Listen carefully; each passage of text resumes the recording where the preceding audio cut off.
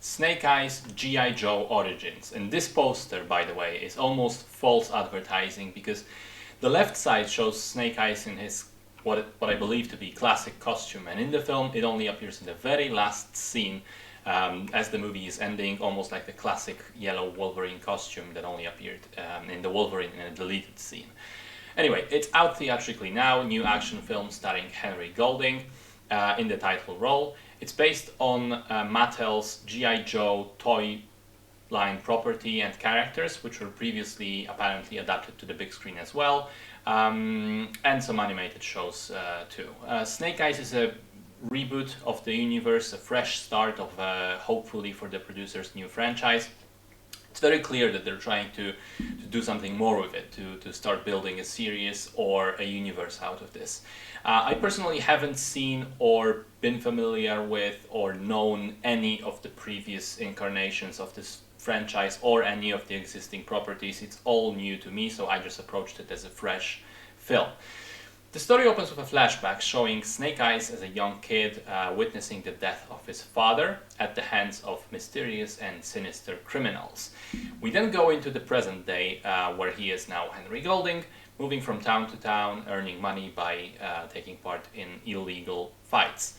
He gets recruited by a shady Yakuza boss named Kenta, and it turns out that his mission will require him to earn the trust of another Yakuza boss-to-be named Tomi Saburo, infiltrate his clan, gain access to their secrets, and then steal a certain valuable object, which will require Snake Eyes to carefully play the role of double agent. In exchange, though, he is promised the one thing he desires most, the whereabouts of his father's killer and the chance to take his revenge finally.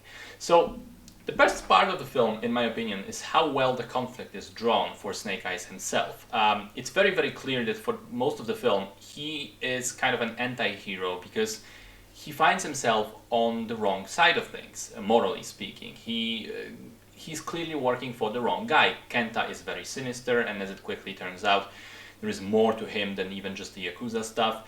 And on the other hand, the clan that Snake Eyes is infiltrating is treating him with careful respect. They're teaching him their own ways, which seem to be bound by honor, truth, sort of internal code and rules, which honestly is pretty damn cool.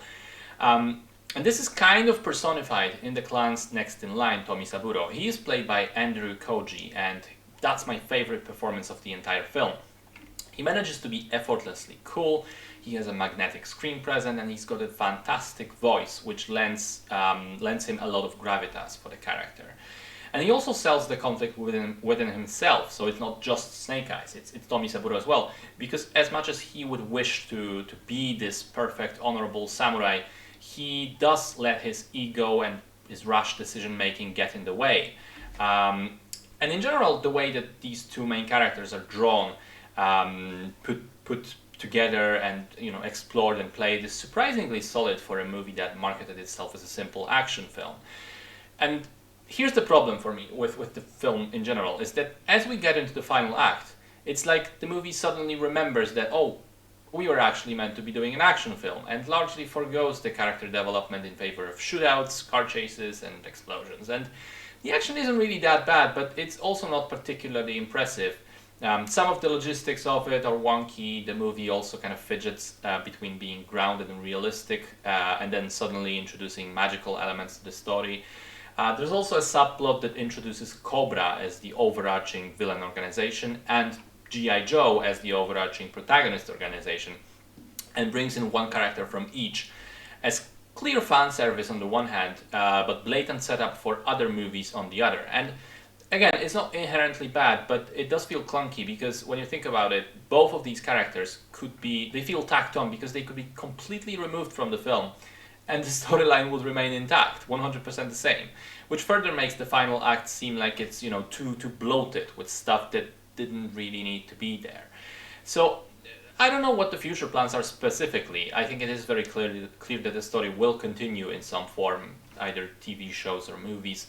And honestly, as much as this one is faulty and flawed and imperfect, I think there's a lot of things that it does right. And crucially, the things that it does most right are character establishment and development, which means that I'm weirdly invested and interested in seeing where the story goes next. I would like to see these characters again.